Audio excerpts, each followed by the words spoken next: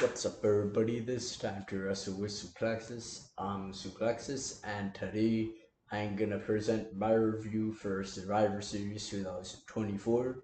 So, before we get started with it, you might be hearing my voice and thinking, oh, that sounds a bit different. It's because I was at Survivor Series. I brought this sign, Surveyor,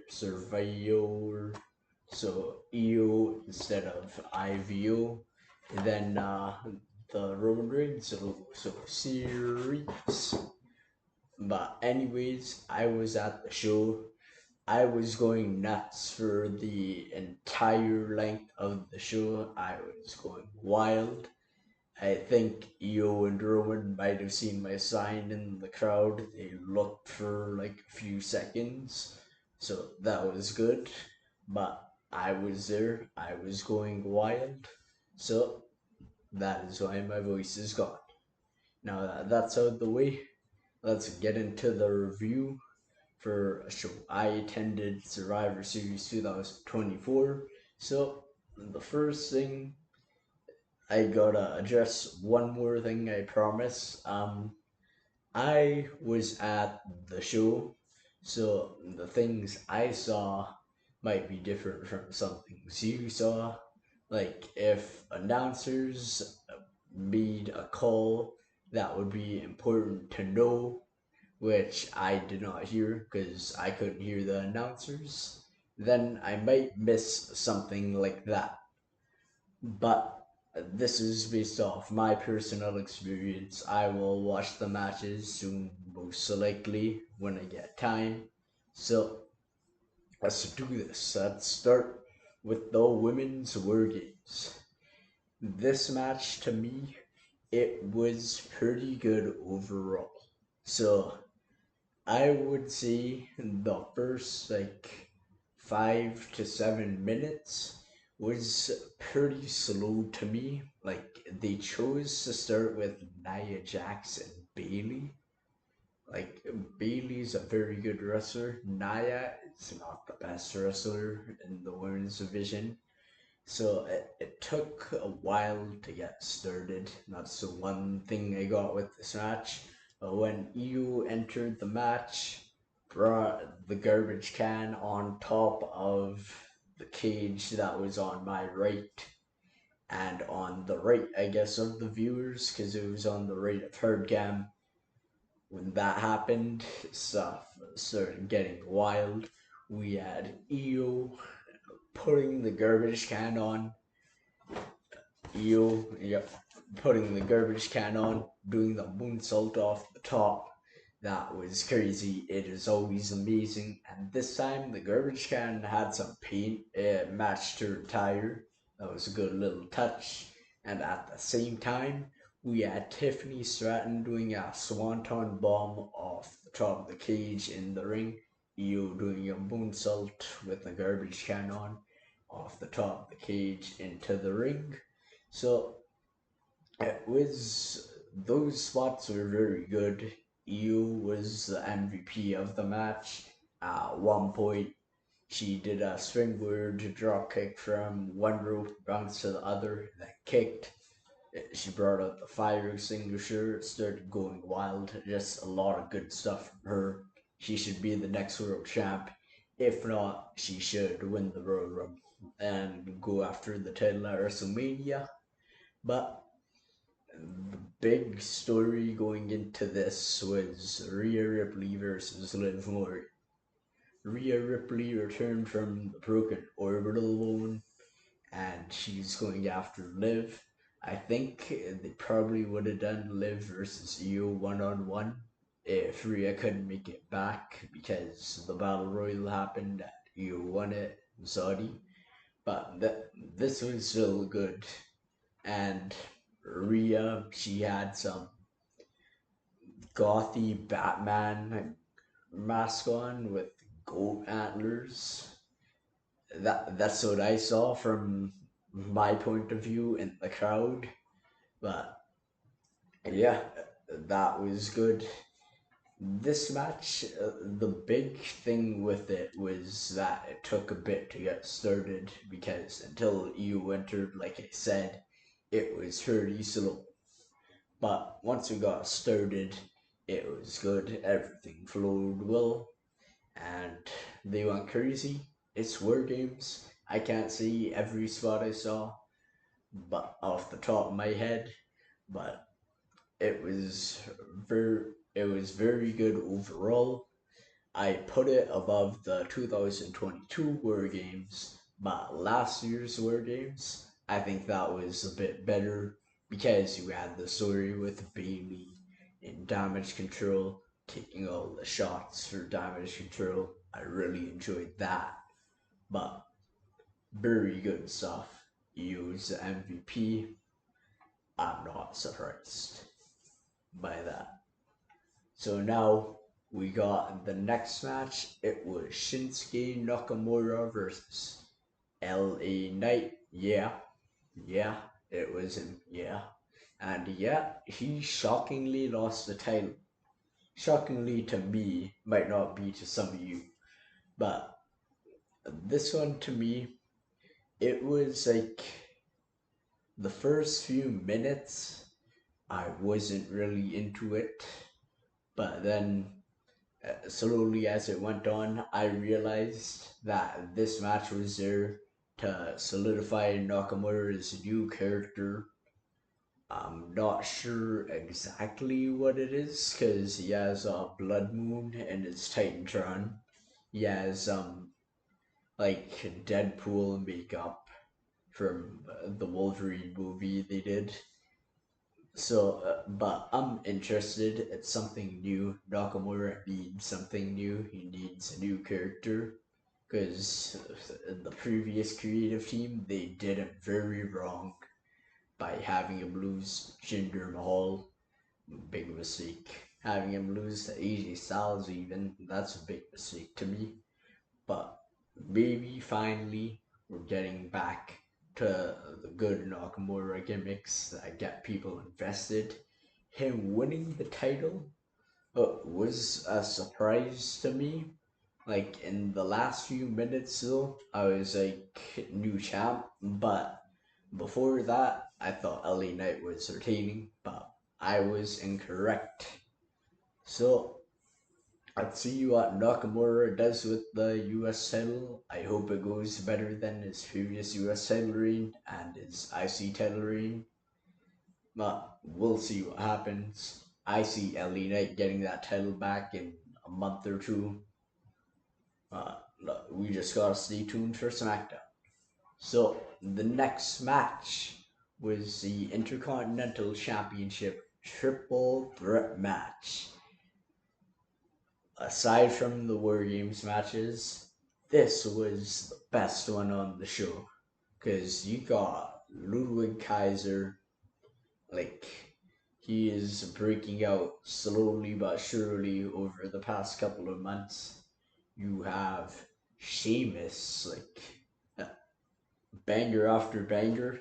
That's no joke. If you watched his match with Gunther at Clash of Castle, 3-way at WrestleMania, even some things with Drew in 2021, you know how good he's gotten over the past few years.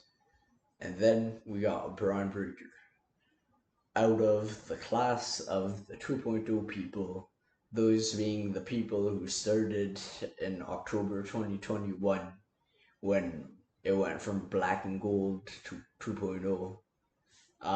Braun Breaker is the best wrestler out of them to me. He brings that energy that not many others in that class bring, where it feels like nothing is too choreographed. Like, very few people I find more so in the women's division could wrestle and make it seem like it's not choreographed. Like Io could do that, Candice could do that, Rhea could do that, Bianca could do that. Those are the four big people who could just wrestle without having to choreograph everything. So I'm really happy Braun Breaker has learned to do that. very quickly. And this three-way, and just voice track. Sorry, this three-way, it was unpredictable at times. There were like 2 or 3 times where I thought Sheamus was gonna take home that IC title, and then everyone got their spots in. Ludwig got chants that I can't say on YouTube from me. That's how frustrated I was with him making Sheamus lose. We have Braun Breaker, the person I wanted to win and did end up winning. Like, he's just a ball of adrenaline. And Sheamus, one of the stiffest people in the company, brogue, just battering people over and over. Amazing stuff.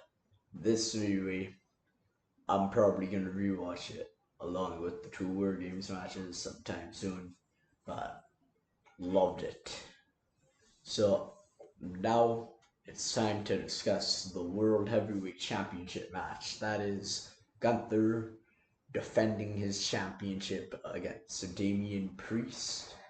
This one, to me, the last like half of it, or even last 60% of it, really good stuff. I really enjoyed it. It's just the first 40%, it felt like Gunther was working over him, and I don't know how the audio translated at home. In the arena, nobody was going crazy really for Damian Priest to mount a comeback. Like, it might have been an audio issue, but the crowd didn't start picking up until like 40% of the match was over. But for that last 60%, I love it. Every time Gunther gets in the ring for a title match, it feels like a Rocky movie. Rocky Balboa. You have the undefeatable monster fighting the plucky underdog, and it just works to a T with everyone Gunther fights, and today it was no different when he fought Damian Priest. Damian pulls off that role very well. He's pretty good at acting, in my opinion, for wrestling. And Gunther retained in the end because of Finn Balor. Interestingly, after Finn tried or succeeded, I guess, in making Damian Priest lose title, Gunther came over and powerbombed Finn Balor before finishing the job. So I could see that turning into a triple threat situation, perhaps at Saturday night's main event in December or January. But it was a good match overall. I do prefer the SummerSlam bout to the Survivor Series one because it had more of a feeling of urgency. Like, Damian had to look after the Judgment Day. Gunther was in there to prove a point. And the story told in this match was a reverse of that. So I like both stories leading up to the match. But overall, this was a good match overall. I said overall twice, now 3 times. Might not be the best Gunther match of the year on pay-per-view, but I enjoyed it. And now it is time for the main event. It was Bloodline War Games. Team Solo Sikoa, New Bloodline, Rebel Bloodline. Many ways to describe this bloodline versus the original bloodline, including CM Punk. We have on original, we got the OTC, as you can see, is the logo right there. We have Jey Uso, Jim Uso, Sami Zayn, and Philly Phil, CM Punk. And then on the new bloodline team, we got Solo Sikoa, Jacob Fatu, Infamous Tongaloa, Tamatonga, and Bronson Reed, who I'm not sure if he's in the new Bloodline. We'll have to see after the show in the next coming weeks. But this to me, yeah, it was match of the night because this one, the crowd was into it from the beginning. Unlike the women's one that like had to wait till Leo got in to pick up. And the biggest thing this one had over the women's one, there was an emotional story built into it that it pulled you in. And the thing with CM Punk and Roman Reigns, they got history dating back to when CM Punk was forming the Shield.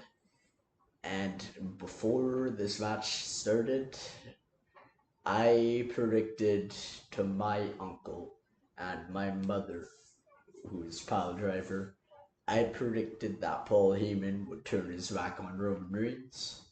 But happily enough, Paul Heyman, he did not stab Roman Reigns in the back.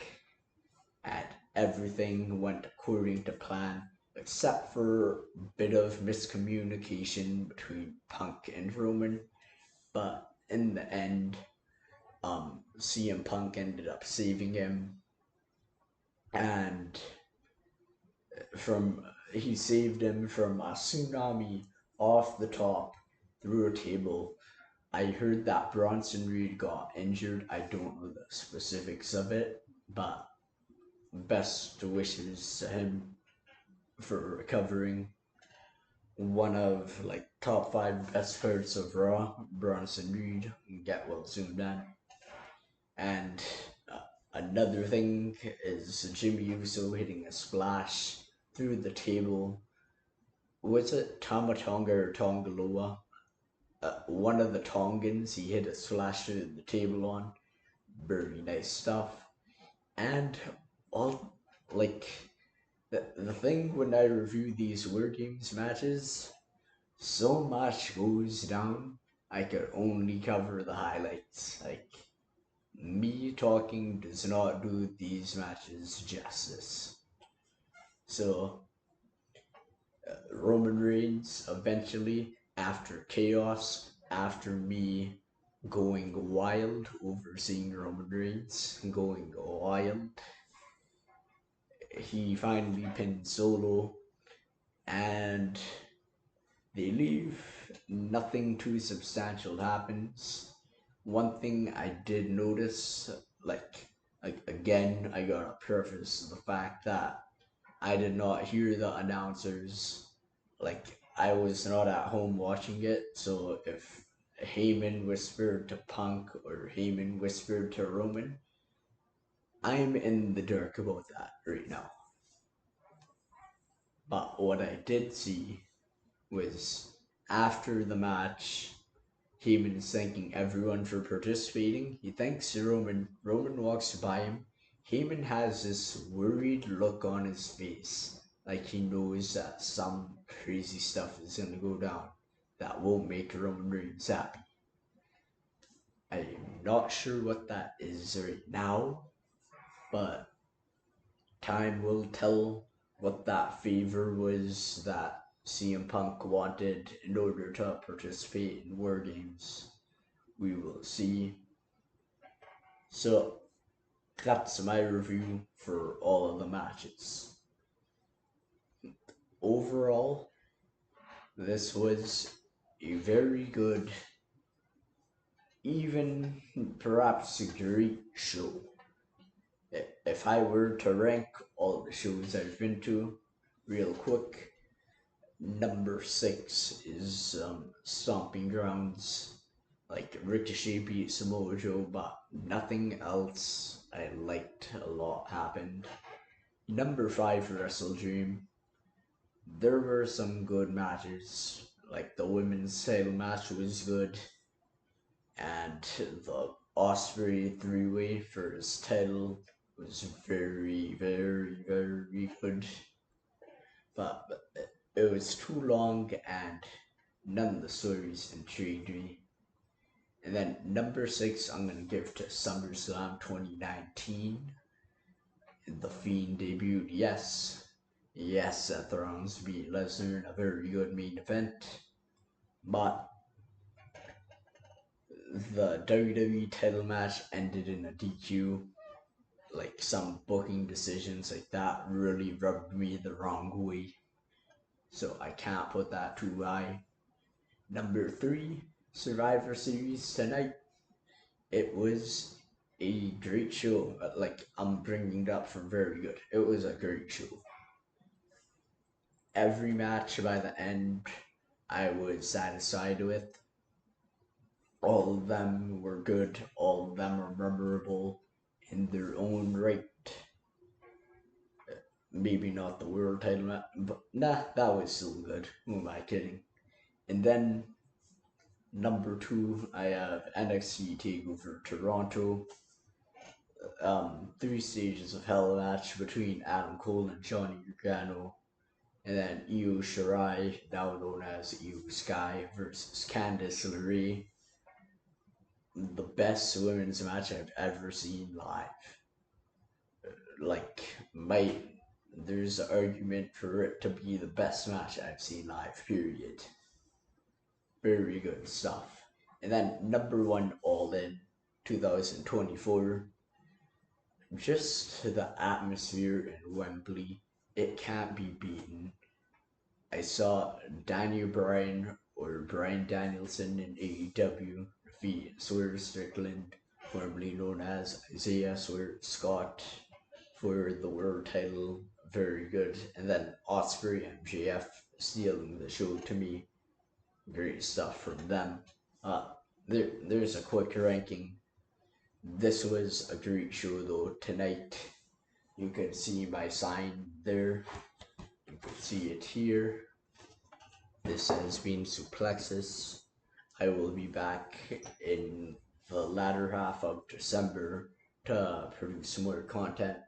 I have exams coming up, so I will take a short break from YouTube. This has been Suplexus. What an amazing show Survivor Series is. See you later.